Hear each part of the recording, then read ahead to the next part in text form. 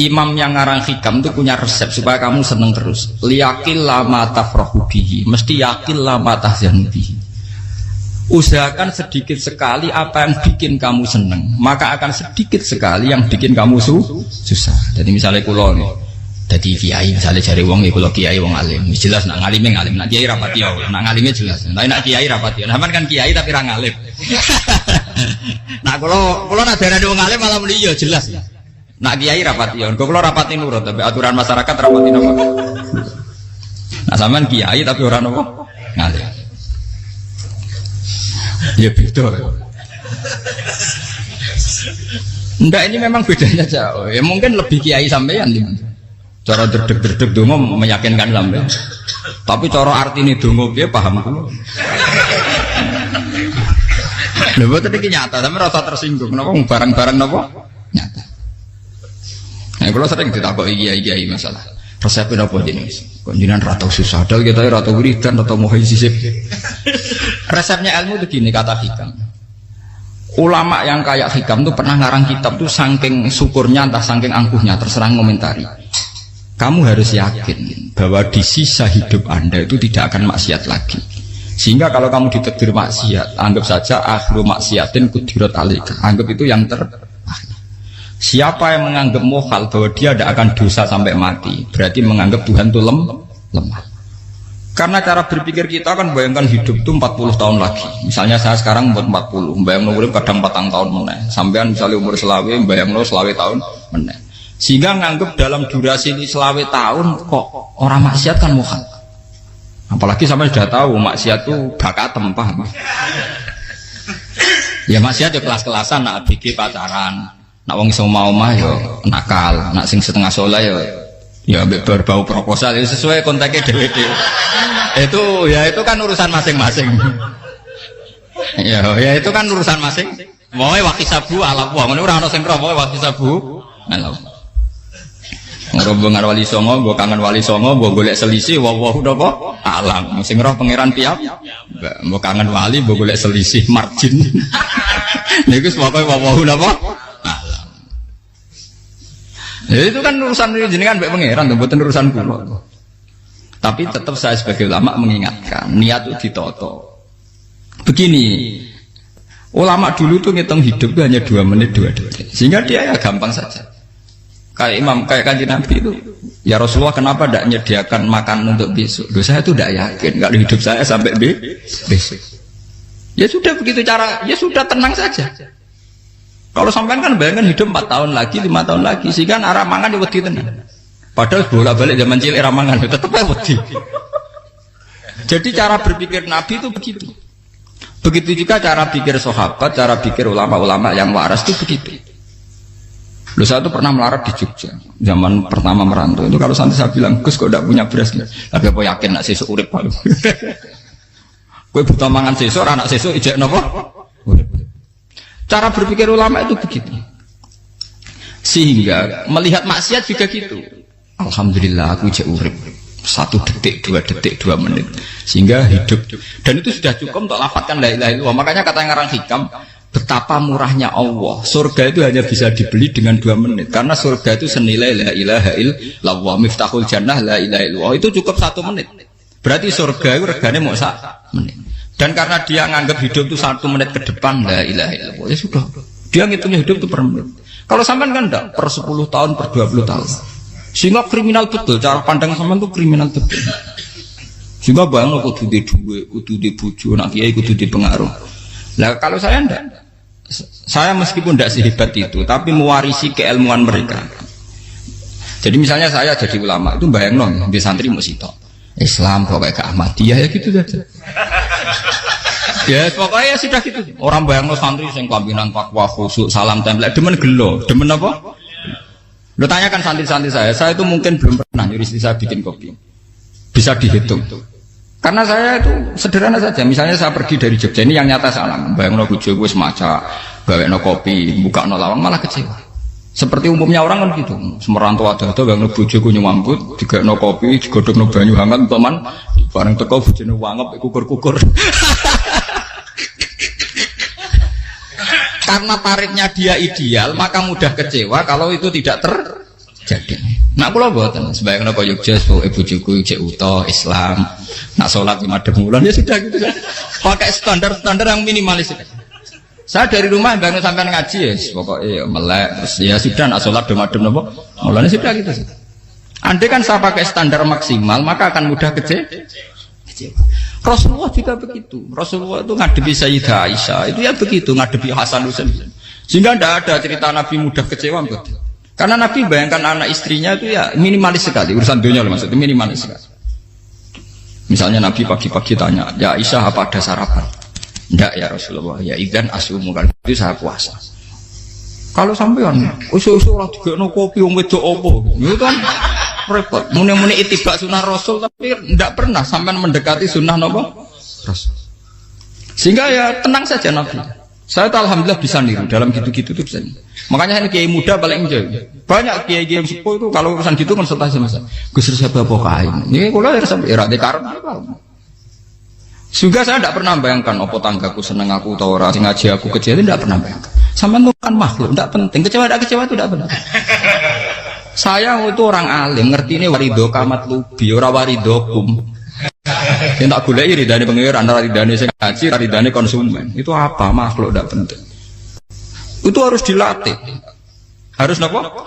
Sehingga orang itu kalau biasa sholat, maksudnya biasa ta'alluq bi Allah, mesti la'alla katardo, mesti gampang puas. Karena dia iktifak ngalap cukup bi Allah Subhanahu wa ta'ala. Saya sebagai manusia juga sering ditangisi istri. Misalnya saya sering ke Jogja sendirian. Nak ninggalan apa? Ninggalan ibu milih pengiran. Misalnya mati ninggalan ya paling aku mau ngapes nih suara. Paling uang nangis gue kegiatan. Pakai gue. Bukan apa. Ingin saya bahwa konstitusi ulama itu masih iktimat Allah. Kalau kita kan enggak. Cara berpikir kita ngaji itu ideal sing ono podium, sing ngaji kelaminan takwa kabeh, ketunan kaji kabeh, ndiluk kabeh. Kita akan pakai standar-standar yang dengan asumsi kita. Padahal Nabi di zaman sugeng al iman hahuna wa yusiru ila qalbihi sadrihi salah. Iman itu urusan hati. Komitmen sampean bi Allah Subhanahu wa taala. Nah ini resepnya. Makanya kata hikam liyakillah mata frohubi, mesti yakinlah mata syadubi. Sedikitlah kamu gembira dengan satu hal, nanti akan sedikit kamu yang kecewa. Artinya misalnya kados kula sebagai ulama seneng kula nu kok ijek iman, ya nggak kayak wong awam. Ya sudah gitu. Jadi misalnya suatu saat kula jatuh, yang ngaji saya gak semeneng dadi kupeding. Wong sing seneng kula bubar kabeh. Kula ora susah, miskola darah bener. Gus saiki jenengan ora sing seneng. Ya tenang saja. Sing ora seneng makhluk ora jelas. Dan status mereka tetap layaduru walayan. Ini harus dilatih. Sehingga Nabi itu ya meskipun beliau itu perang, sahabatnya meninggal, ya tenang saja. Nabi cara berpikir yang meninggal mereka mati syahid, yang masih hidup dianggap berpotensi melakukan kebaikan. Sama tak warai resep-resep dari Rasulullah Shallallahu Alaihi Wasallam. Saya ini sebetulnya memaksa, menjelaskan ini maksa, karena saya inginnya jadi ulama yang kayak umumnya orang, tidak ideal amat. Tapi kan saya ditakdir ilmunya itu ideal, jadi terpaksa saya jelaskan. Tapi kalau perilaku saya tidak akan ideal. Soalnya ngawur saake mari Ghafuri pengiran nganggur bolak-balik cerita. Ada seorang wali, karena dia wali itu doa di multazam, ya Allah saya ini minta satu hal. Karena dia wali maka tidak minta uang, tidak minta jabatan, minta engkau takdir saya tidak pernah maksiat. Itu kan bagus sekali, minta doa ditakdir gak maksiat kan ada. Dari pengiran malah Syafi'i. Fa'ena ada ukufran. Karena tahu maksiat malah sifat ghafurku tak ada kok endi. Gamane pengiran kan sifat ghafurku rak nganggur. Malah tidak ada orang selain Nabi kecuali ditakdir tahu maksiat. Dan sifat ghafuri pengiran efektif. Paham apa? Lara sampean kan ghafuri mbok nggo kabeh. Dadi karek sadidul iqab. Karena maksiate sampean sering. Jadi sifat ghafuri wis berlaku aktif. Saya karek nunggu sifat sadidul iqab. Paham ya? Itu beda dengan wali-wali. Sifat sadidul iqab mau aktif, mereka tidak punya dosa. Malah pangeran bingung gak kok sifat ghafure. Apa tak kok ghafur atau dosa. Didakoki sadidul iqab gak tahu maksiat. Jadi pangeran malah sing bingung. Nak kowe ora tau maksiat ghafur kok tak dakoki. Kok ora tau maksiat, wong iku ora tau apa? Didakoki sadidul iqab gak mungkin atau maksiat. Lah pangeran ape dakok ghafur kan syaratnya dosa sik. Sampean kan walian. Ghafure wis dintekno. Keseringan kepake, paham ya? Karek nopo? Karek saya dicelikom. Ya itu memang standar Tuhan. Semua Quran itu kalau nyeritakan gitu. Nabi ibadi anni anal ghafurur rahim. Kawulaku ceritani aku ghafurur rahim, tapi yo ceritani wa anna adabi wal adabul alim. Jadi Nabi ibadi anni anal ghafurur rahim wa anna adabi wal adabul alim. Kalau Nabi Ibrahim, Nabi Muhammad inna rabbaka lasari'ul iqab. Pangeran cepat nyiksane, tapi wa innahu laghafurur. Jadi dua sifat ini pasti aktif. Dan tentu ulama itu senang sifat ghafur itu ya meskipun aktif, tapi mereka tidak pernah ngambil fasilitas sifat napa? Kula baleni malih. Sehingga kayak Sayyidina Umar radhiyallahu anhu ketika beliau pertama jadi khalifah, ini cerita di kitab Hayati Sahabat. Pertama dia jadi khalifah, orang mengira dia akan ngomong hal-hal yang besar, visi besar tentang negara, visi besar tentang izzatil Islam wal muslim. Tapi ketika Umar pertama pidato begini, Ayyuhal muslimun ayyuhan nas, ana, jari kata Sayyidina Umar, ana hulamun min bani Makhzum, akulu min kholati. Saya ini pemuda dari Bani Makhzum. Kecil saya bisa makan karena bulik-bulik saya punya kebun kurma yang kalau saya memanen diopahi beberapa biji dan itu menjadi kuti wahayati, menjadi saya bisa hidup. Terus wassalamualaikum warahmatullahi wabarakatuh. Orang itu penasaran semua. Orang jadi khalifah pertama dibenem jadi Amirul Mukminin, pidatonya ngenang masa kecilnya ra kelar mangan, kelare mangan mergo buruh bulike. Paham ya? Ngondoh kurma terus dikai tamarotin, beberapa kurma sing dadekno iso. Dan itu saya pakai sampai ketemu Allah Subhanahu wa taala, saya pakai. Misalnya sekarang saya mulya, misalnya kalau dibilang mulya ya ana sing nyucup, ana sing husnudzon, ana sing hormat, macam-macam sawangane. Itu bodoh sekali kalau saya menikmati itu, bodoh sekali. Paling banter nikmati dicucup, dihormati itu apa? Tapi kalau nikmatnya bisa makan saat itu tuh nyawa. SBY jadi presiden prestasi, Gus Dur jadi presiden prestasi, tapi umpama presiden tetap mangan. Prestasi tertinggi ada bisa makan selisat dirumki gojo-gonyo. Makanya Umar mengingatkan, sebetulnya nikmat tertinggi saya itu tidak saat saya jadi khalifah, saat itu kok aku iso mangan, cara gak aku mati. Paham ya? Jadi itu luar biasa. Kita ini kan menjadi angkuh karena ngitung nikmat itu yang besar-besar, punya prestasi, punya. Kalau saya enggak ngitung nikmat itu kelar mangan gak mati, kan gampang. Sehingga saya tidak mudah kecewa karena tarifnya minimalis, gak gampang apa? Jadi misalnya kalau kapan-kapan kok Gus ini Tuhan rasanya jangan ngeten-ngeten. Oh makhluk itu ya gak apa-apa. Kalau di status kiai kan seakan-akan ngomongnya sakral, seakan-akan mandi. Tapi nak tak status, oh makhluk itu ngomong-ngomong ya sudah kan. Menjadi kan sudah distatuskan sebagai apa? Makhluk. Tentu makhluk statusnya la yadurru wala yanfa. Di sini ini penting. Orang-orang ahli tauhid tentu tidak punya kesusahan. Innalladzina qalu rabbuna wa tsummas taqamu. Itu mesti tidak ada kesusahan sama sekali. Misalnya ulama-ulama dulu mau mati, ya tenang saja.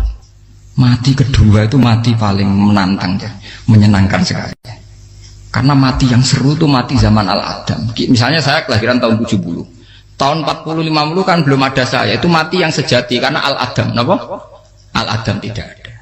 Mati yang nanti itu mati yang petualangan karena saya mati setelah menyaksikan kekuasaan Allah, setelah husnudzon sama Allah, sehingga mati yang menuruti kerinduan akan ketemu sang kekasih. Makanya Jalaluddin Ar-Rumi ketika mau meninggal dan orang-orang muridnya nangis, dia marah-marah. Hei murid-muridku, betapa bodohnya engkau.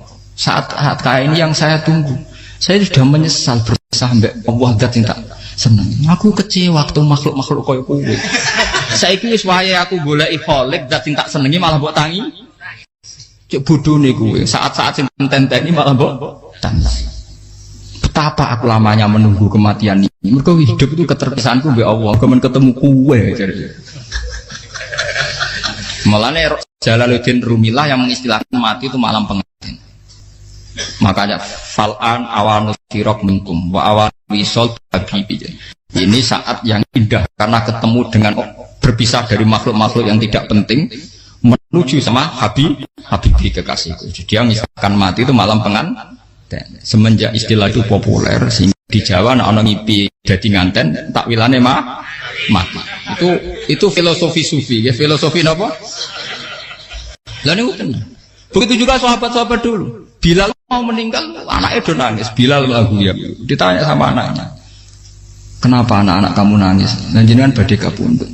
Aku malah seneng nang mati. Hudan nalqal akhibah Muhammadan wa hisbah. Aku nak urip ketemune mbek kowe terus. Malah nak mati ketemu Nabi Muhammad. Hudan nalqal akhibah Muhammadan wa hisbah.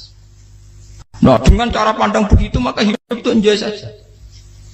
Ya saya sebenarnya keberatan pakai kelas ini, keberatan karena saya harus ngulang sampean-sampean itu. Ya makanya potensi kayak saya tentu mengurangi jadwal ketemu. Makanya saya mohon kalau tidak penting itu jangan sungkan. Anggap saja itu bagian dari hormat saya. Ya minimal sampai misalnya di dua saya ketahui gue diajan pentolan enam lah apa mau gue suwan bareng malah repot. Gue ganggu uang anak peleleran pak. Nah misalnya sampai kepentak kok hukum, uang nak pinter, hukumnya takokan ya ringan, takok kita tanggam paling bisa. Karena pertanyaan yang ringan tentu ya ringan-ringan saja kan. Gak perlu kiai kali ber. Sampai rasa GR. Kalau pertanyaannya angel Gus gak ono sing iso jawab. Uang nak ralim tahke, ku pertanyaannya ya ora patimu itu. Iku wis kangelan ngoten. Ini mboten ngenyek tapi padha enak. Bodoh apa? Makanya kalau latih. Jadi hikam sendiri itu ada manhaj, ada metode. Kalau orang supaya tardo, liyakin lama tafrohudi, yakin lama tahsenu. Anak saya itu kalau habis main pulang, itu saya senengnya pol. Istri saya pernah jangan. Gus, anak mulai senengnya. Dek biro-biro, anakku gemulai nih ngomahku. Misalnya terus biasa. Saya terus anakku lo main mulai itu seneng. Biro-biro anakku mulai nih ngomahku. Dipanggil anak saya bapak itu senangnya sak boleh. Pura-pura ada yang manggil bapak. Jadi saya pakai standar minimalis. Saya tidak pernah pakai tarif. Dia anak yang ideal dihormati orang. Sampai anakku sujud nih pangeran, ngerti pentingnya mau tasbih. Makanya anak saya tak namakan tasbih semua. Itu ya sudah selesai. Saya tidak pernah bayangkan anak saya jadi kayak besar dihormati jemput. Mari gampang kecil. Ya, sekolah kan Sayyidina Umar. Saya pemuda dari Bani Mahzum. Yang kecilnya bisa makan karena buruh bulikku. Akal tuh tamarot itu. Wah itu sahabatnya tuh nangis betul. Betapa hebatnya Sayyidina Umar. Mengingatkan ulang bahwa nikmat tertinggi itu ya makan karena makan kaitannya nyala. Orang jadi bupati enggak jadi bupati tetap makan. Jadi kalau ngatain saya tarifnya minimalis sekali. Oh, kalau orang sudah makan gitu lah Allah kata mudah sekali. Tapi kalau sampai tarifnya ideal harus di mobil kudu sangune akeh. Mosok gue mobil gak sangu akeh. Barang gue sangu akeh kudu gue penderek. Mosok kere lunga juga kok tanpa penderek. Nang penderek macur. Mosok ora kena dikeloni jadi malah repot. Akhirnya gue wong ayu. Harus selingkuh dijari sing we. Itu perkara meneh.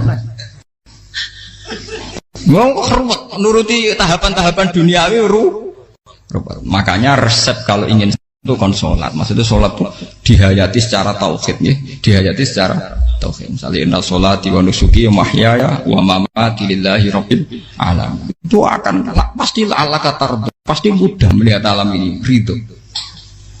Ini satu sekelumit ya, di resep orang ulama yang saya meniru beberapa di kitab Hayati Sahabat, di kitab Hikam dan meniru terutama ini semuanya sanad dari Rasulullah Shallallahu Alaihi Wasallam.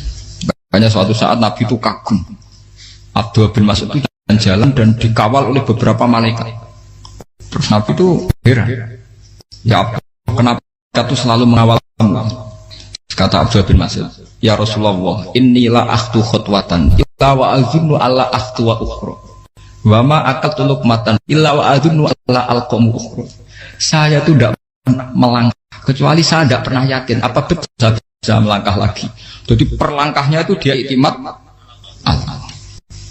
Dan saya tidak pernah mengunyah satu kunyahan kecuali saya tidak yakin apa betul saya bisa mengunyah lagi. Setiap kunyahnya tetap semuanya berada Bismillah. Semua itu atas nama pertolongan atas kata Rasulullah. Orang kakak andikan saya ada nabi terakhir itu jadi nabi. Jadi kemana? Makanya dulu nabi itu sering ngendikan. Andikan orang-orang kayak gitu itu ada nubuah. Tentu mereka punya derajat apa? Nubuah. Jadi tidak jadi nabi tapi punya derajat apa? Nubuah. Lah orang yang cara berpikir gitu tentu tidak khawatir apa yang hilang dari dirinya, karena dia berkontrak dengan Tuhan hanya per menit per detik. Kamu punya resep al-mu'min yusiru sana Allah ayakuna li nafsi zakiron. Seorang mukmin yang sejati tentu kontaknya dengan Allah Subhanahu wa taala, dan dia tidak pernah ingat dirinya sendiri. Kayak sampean pas umat tapiil, Allahu akbar, Allah maha besar, subhanak. Selalu ana wong ngrasani termasuk lali utange barang itu. Tapi yang jelas kan menjadi enjoy dengan dirinya sendiri. Paham ya? Menjadi enjoy dengan dirinya. Karena dia tidak sering punya kontrak dengan makhluk. Nah ini maksudnya Allah kau tertentu. Janganlah Allah kata kamu pandang. Apa nak sholat terus kabul kajari. Apa nak sholat terus untuk duit ya ber. Karena cara pikir iso aja nak duit ya. Duit ya. Dan ini resep ya. Dan resep ini dari ulama-ulama yang istinad ila Rasulullah Shallallahu Alaihi Wasallam. Karena kalau Nabi itu memang cara pandang. Aisyah itu pernah ditanya. Ya Aisyah, saya ini ingin makan. Apa daging yang dari sahabat ini masih? Wah ya Rasulullah sudah habis karena tak kasihkan tetangga. Itu Nabi tidak marah-marah, malah bilang, kamu benar Aisyah. Biru yang kamu kasihkan tuh yang masih. Kau nak daging dipangan dewe kadang nuruti nafsu. Nak dikekno wong sudah kau nuruti perintah pengen. Jadi kanjeng Nabi, beneran Aisyah. Dagingnya ijek. Mau kalau nanti yang malah ijek. Sing bogo sudah kau malah sing ijek. Cara berpikir Nabi itu begitu. Tapi tahu-tahu disederhanakan sunnah Nabi serbanan. Lah itu kan ya memang itu bagian dari sunnah Nabi, tapi sunnah seharga 10.000. Paham ya? Ya monggo mawon sampean sunnah Nabi serbanan gitu, tapi itu sunnah yang bisa dibeli dengan murah. Hakikatnya sunnah Nabi itu rata-rata bentuknya perilaku. Napa? Sampeyan delok dawuh Aisyah tengene tiba berjanji kana khuluquhul Qur'an wa shimatuhul ghufran yansahu lil insan wa yafsahu fil ihsan wa ya'fu 'anil dzambi idza kana fi haqqihi wa sababi. Kana khuluquhul Qur'an, Nabi ku akhlak dasare wis kaya Quran plek. Urusane akhlak. Wa shimatuhul ghufran, ciri utama sifatnya Nabi gampang nyepuro. Yansahu lil insan. Dan Nabi punya niat baik pada seluruh manusia. Wa yafsahu fil ihsan, sering melakukan ihsan. Lah nek sunah Nabi ngoten kan luwih sering kula Quran ya wis hafal mulan. Wasimatu kufron kula gampang nyepuh sampean ngaji angop ya ora tau tamu. Yang sahulil insan kula bedina nate tiyang mulan. Wa yafsahu fil ihsan tak de gampang. Kula mulai ora tau itu sakmene kudu podium kudu wong dilo ya ora. Pokoke akhir kiamat dia ya medeng mulon ya sudah. Loh itu kan dawuh Aisyah ketika ditanya kaifa kana khuluqu Rasulillah. Dan itu semua dijawab oleh ahwal, oleh sebuah perilaku. Tidak ada Aisyah jawab nganggo atribut. Oh Nabi itu serbanan. Tidak ada itu. Memang itu sunnah ya, satu itu sunnah kan jangan salah paham ya. Tapi itu sunnah yang tidak dijawab oleh Aisyah. Sunnah yang sampean jawab sendiri, paham? Aisyah yang istrinya Rasulullah ketika ditanya kaifa kana khuluqu Rasulillah, beliau jawab kana khuluquhul Qur'an wa simatuhul ghufran yansahu lil insan wa yafsahu fil ihsan. Semuanya akhwal wa ya'fu 'anil dzambi idza kana fi haqqihi wa sababi wa idza dia haqqu wa lam yakun li ahadi marra'ahu badihatan haba wa idza ta'ahul miskinu ajaba yaqulul haqqa walau kana murra wa la yutmiru lil muslimin bisaw waladur. Semuanya itu akhwal, satu perilaku sosial. Saya mengakui kalau serbanan sunat, ya saya ngakui. Tapi sunnah wis karena saya mewakili yang akhwal tadi, yang apa? Lah mungkin untuk sampeyan, monggo kalau untuk ngisi sunnah. Tapi mbok ya adil itu. Ini bukan kritik mboten nggih. Yang meyakini serban sunat kan sudah banyak dan itu bagus. Tapi cobalah juga meyakini ahwalu Rasulillah. Makanya mansana sunnatan itu rata-rata ulama maknani siapa yang ikut sunnahnya Nabi. Rata-rata ulama nafsir ahwalu Rasulillah wa af'alu. Perilaku sosial Rasul. Makanya terusannya wa idza da'ahul miskinu ajaba. Kalau dipanggil orang miskin ya datang. Ya maksudnya ada harus orang miskin manggil pas resepsi kawin boten. Misalnya orang wong melarat kuwi di sepeda motor, wong melarat iki yo ngeteroni puskesmas, Ya mbok terno. Wong melarat loro yen kono misale apa minyak kayu putih mbok tekani. Ora kok ngerti-ngerti mbok urusan walimatul urus sing wajib piye. Payah. Dolan wajal miskin wajib ora ana hadise urusan walimatul urusan mboten. Kalau orang miskin manggil ya. Dalam riwayat hadis ya Nabi sering dipanggil orang miskin. Ya Rasulullah, mbok datang ke rumahku, ada apa? Terus ya Nabi, saya tuh ingin rumahku sing elek jenengan nanti salat teng mriku. Ya Nabi datang ya salat saja ya ora jaman.